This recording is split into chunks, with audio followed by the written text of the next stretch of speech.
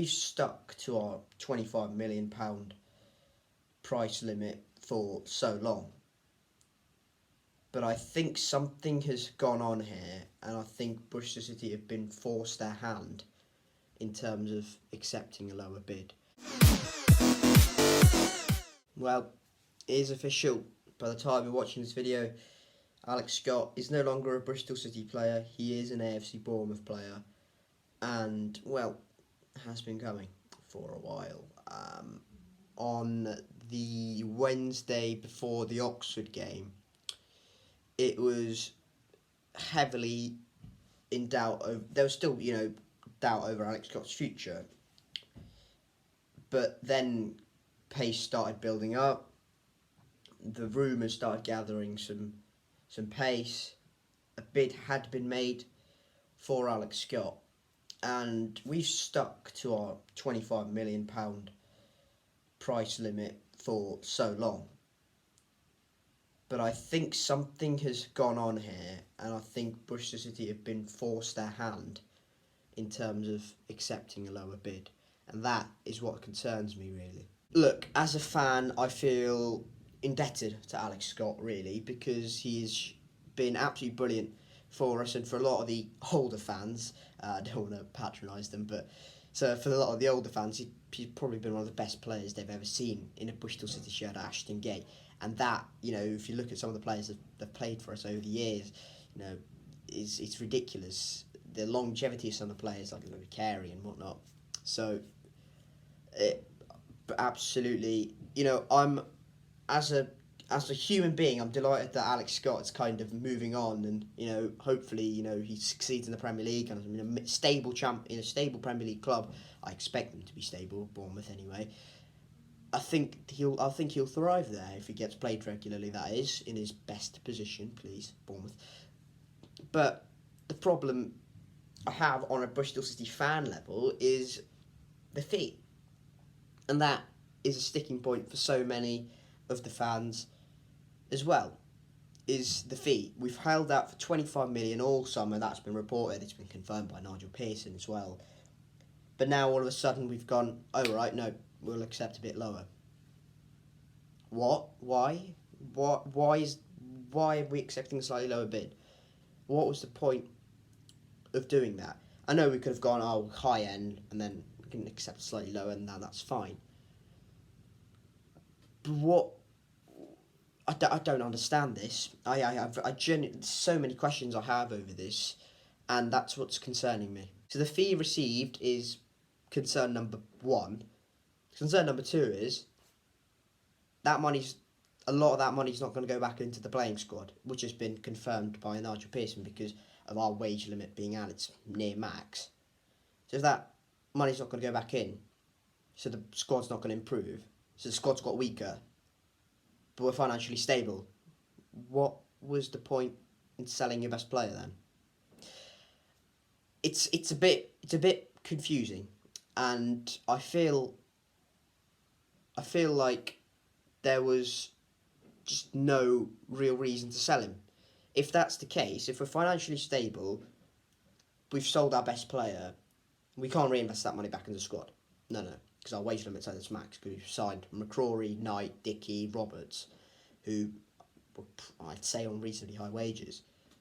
So if we've gone like that, what was the point in selling your best player, who's not on that much money, by the way, because he's, young lad, brought through the academy, signed a contract in 2021, I want to say. Yeah, I think it's 2021. New 4-year deal, which is taking up to 2025.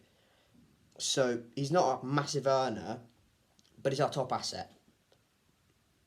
But we're financially stable. I don't see the correlation here. If we're not financially stable, we need that money. Then I can accept, however hard it might be, I can accept taking a slightly lower bid than what we initially asked for because we're a bit desperate. But we're not financially unstable now. But as Pearson has said, as Richard Gould previously, and now Phil Alexander as well has previously said, we're not in a situation where we have to look at our financials and be a bit cautious in how we approach the transfer market. That's not how we've approached the transfer window so far. A couple of million on Ross McCrory, a couple of million on Jason Knight, supposedly. Rob Dickey for a fee. Hayden Roberts, who's on high wages at Brighton. It's not really how we've explored the transfer window so far, so we can't really have that as an excuse either. So, what I'm trying to say is, what was the actual point in selling your star player if it's going to mean the squad doesn't improve because your money's not going to be reinvested into the squad? You tell me. You can't really comprehend how much of a big loss this is to the team, because that would be unfair on the players there right now. And if any players come in, if we're trying to replace Alex Scott, it'd be unfair on them as well to live up to that, high ceiling. At the end of the day, he's 19. He's not completely irreplaceable, I don't think. I think he can be replaced, because at the end of the day, he didn't get that many goals or assists, which was a problem, which has been a problem for a while. We haven't got enough goals from midfield. So we might have to tinker a bit. We deployed Jason Knight in a higher position against Oxford. He scored a couple of goals and got an assist. Maybe that might be the way to go. Maybe sign a midfielder, box to box, goal scoring midfielder. Whatever happens, we might have to negotiate our way in the market. I'm sure if funds have been made available, like 3-4 million, I'm sure Pearson, Tinney, and the recruitment staff and whatnot have been at it in terms of trying to identify replacements for Scott, and then furthermore in terms of goalkeeping, maybe a striker, defender, centre midfielder, some defensive midfielder. So there are areas in the squad that needs to be plugged. And one of them is obviously Alex Scott, but it's hard to replace him. His technical quality, his eye for a pass, his general positional awareness is out of this world. Really, and for a 19-year-old, it's only going to improve. And if he adds goals to his game, he's going to be a £100 million player in the future. It's going to be ridiculous. So, look, obviously gutted to lose Alex Scott, as you can probably tell. But he's not completely irreplaceable. And that is what I'm trying to get at. I don't want to see fans on Twitter after a couple of games, Millwall away, Birmingham at home, and Hull away. If we've lacked a bit of creativity, we'll obviously all jump on the board going, oh, if Alex Scott would have stayed, we'd have been absolutely fine. You have to understand, even with Alex Scott in the side, we were pretty shit all season last year. We were not that good.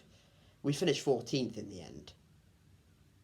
So, yeah, we lose our best player, so we should theoretically go down a bit, but we've also signed a few players around the pitch, which improves us everywhere.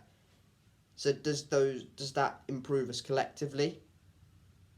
I don't know, you tell me. But again, infuriating as a fan, but what can you actually do? We have no power in the situation.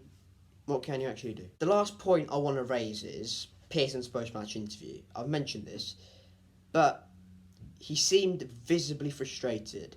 He seemed like there was a disparity between the club and a clear divide between Pearson and between the board. And I'm speaking John Lansdowne, Steve Lansdowne here, maybe even Phil Alexander.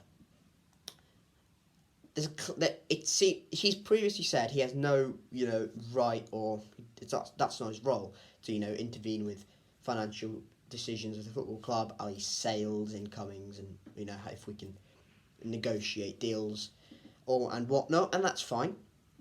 But in a decision as crucial as this, where we've made a decision of, as crucial as, we've gone a bit lower in terms of what we accept, surely Pearson has to be in the meetings and whatnot, and he has to be involved in the process of whether he's okay with this, because he said he's disappointed because he'd made plans for the season with Alex Scott in it. Now that's gone to shit. So like, where are we on the scale in terms of how much power Pearson actually has? Because he's involved in the recruitment of players incomings, but he's not involved in the players that go out. Where does that kind of leave him, really? And if this window ends with us not signing the players he wants because of financial constraints put in place by the club, I don't think he's going to be a very happy man. And you have to note the fact he has 1 year left on his contract. He has 1 year left on his contract. If he's expecting something similar next summer, after this summer is a bit of a failure for us, I don't think he's going to stay, even if we put an offer in. And he doesn't seem like the type of yes man that Lee Johnson or Dean Holden was to the board. Who'd say, "Oh, we haven't signed anyone, but that's okay. I'm fine. It's fine. It's all good."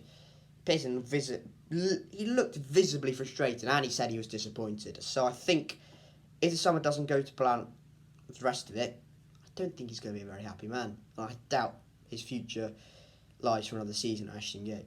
That's it. Thank you very much for watching this, and thank you very much, Alex Scott, as well. Yeah. 3 years, is it? Yeah, around 3 years.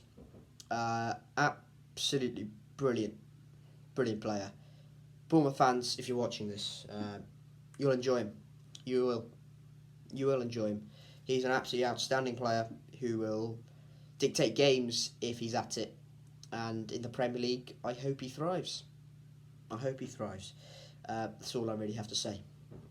It's been kind of a therapy session for me, this, but that's good. But yeah, thank you guys very much for watching this video. If you have enjoyed my pain and misery and glumness, I suppose, yeah, like this video, subscribe. More Bristol City content in the future. Hopefully more positive as well. Bloody hell, this has been negative. But you have to remember, we beat Oxford 5-1 in the cup, so it's all good. We're fine. We're going to win the league.